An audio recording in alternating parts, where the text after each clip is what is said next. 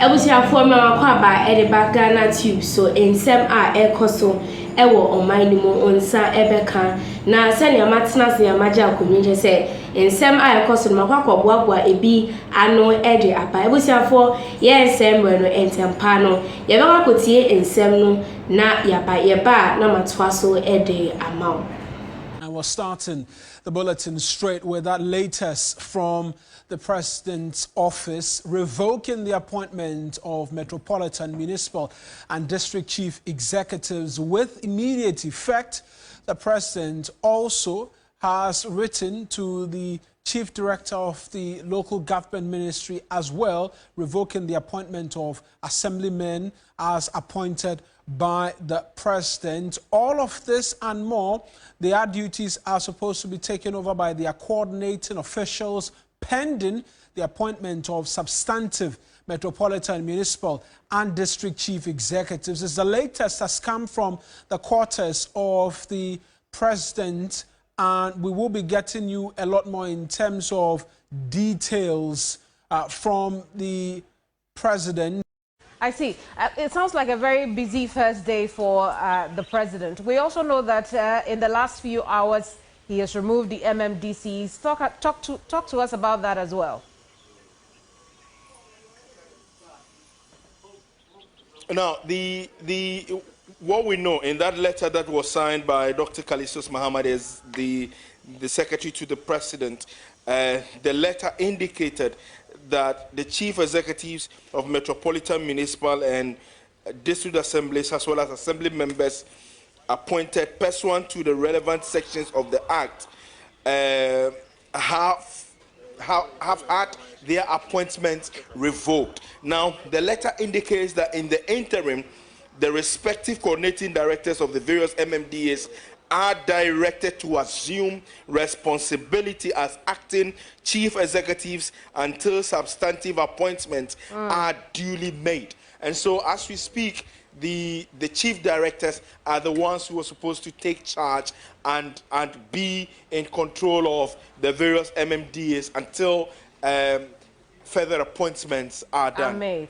Komla, don't go yet. I want to come back to you. Let's talk about that meeting that has been going on concerning the energy sector. But we'll go now to the office of the Vice President. Evelyn Tingma has been, she's been there. She's still there, really, to get us a bit more information on her first day as Vice President. Evelyn, good afternoon to you, and thank you so much for joining us. What has been happening? So, Camille, so I must say that the Vice President, in fact, the first female Vice President of the Republic, has officially started work. And she started work at 8:30 a.m. And of course, she has been having some engagements with some envoys and other delegations. And also, for instance, she had a conversation with the Israeli Prime Minister earlier, and she's currently having another meeting as well for him. I see. Who else are we expecting her to meet with today? Do we know? So, for many, the information is not really clear, but we are told that she's having this particular engagement, and she will be having other engagements which we are told that is private, and so we are not giving the names of that, but it's going to be a private conversation. And so, but she is in the office and she is working, and exactly that is what she is expected to do. I see. Evelyn, thank you so much for talking to us. And I come back to you, Komla.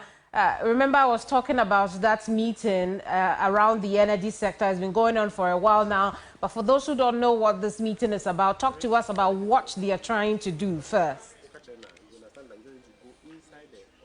Well, effectively, what the Chief of Staff is directed, the players in the energy sector, the IPPs as well, WAPCO, BOST, Send Power, all the players in the industry were summoned this morning to the office of the President. And the issue about a looming energy crisis is what was on the table. This comes on the back of just about 5 hours of fuel left for the plants to use. We have had reports of some parts of the country going into darkness as of yesterday.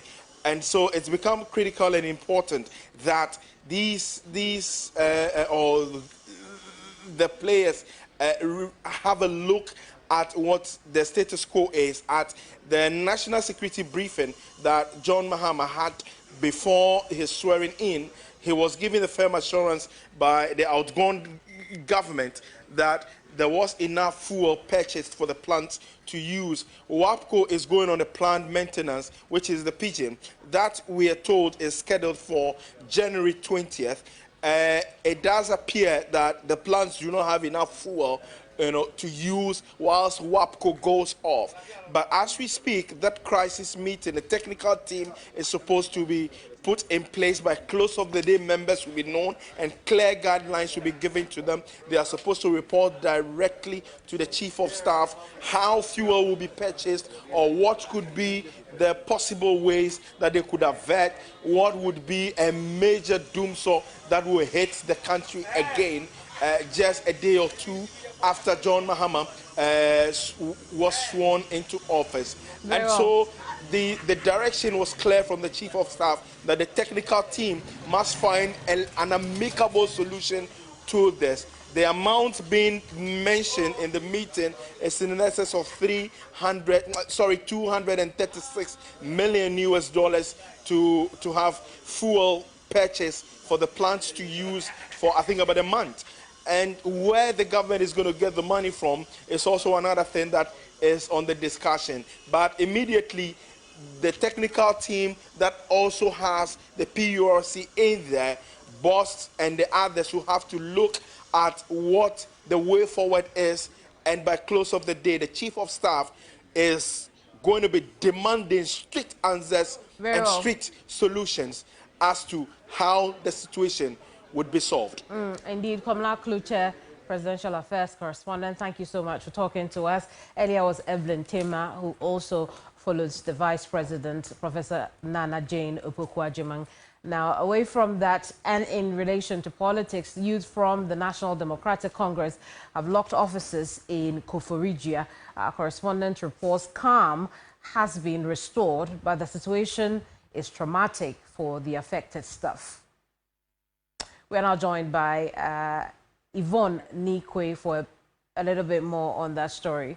The supporters came here this morning and that they are not looking for anybody but the district head, which is myself, and they should not interfere.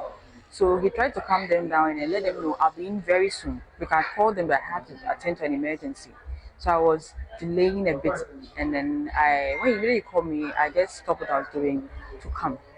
So I realized he called back again that, do I know that they have broken into my office, changed the cylinder of my office door, and then fixed their own one, and it's locked. So I had to go straight to the Central Police Station to report, make a statement, and then I came back with 2 CID officers who are also taking pictures. And then they saw me try my keys, and it didn't open. So as we speak now, the case is at the police station, the Central Police Station. Yo ebusia for ya makotie ensem no aba me gidi se utie ni ye pa ubetimi eja comments no ama me ewo comment section na mejebore akenkan ni nyina e de amo ansa na medesa edition beba ewie na ebusia information say na first time I show me ewo channel we so a ebusia for subscribe na hit notification bell no if mama for more and quick updates after remember we fi say obe like na wasan share your videos ni nyina amaye Ghanatube so mo amodofo snowy ni sisi ade makram.